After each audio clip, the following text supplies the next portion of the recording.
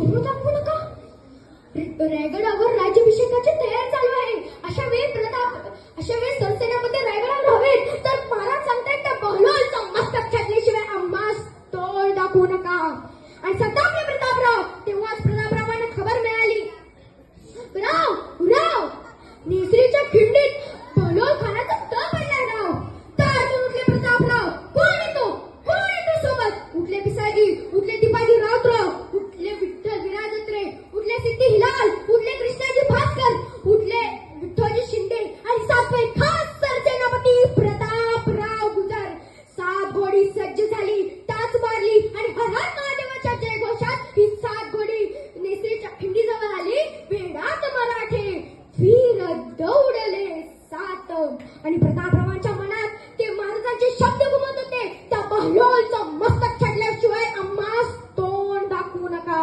आणि संतापले प्रतापराव.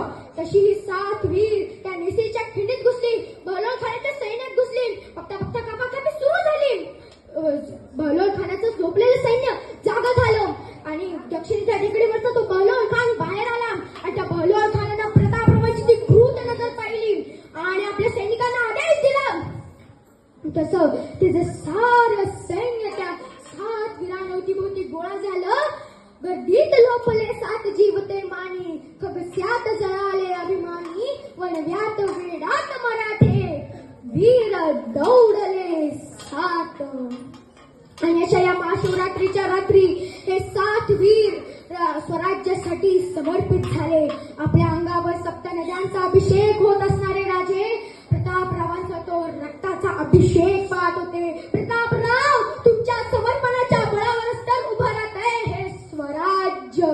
आपल्या माथ्यावरचा 7 नद्यांचा अभिषेक संपल्यानंतर राजांनी शुभ्र वस्त्र परिधान केले, सुवर्ण अलंकार परिधान केले. महाराजांना सुवासिनींनी ओवाळलं. शस्त्रांची पूजा झाली. कट्यार, तलवार, धनुष्यबाण महाराजांनी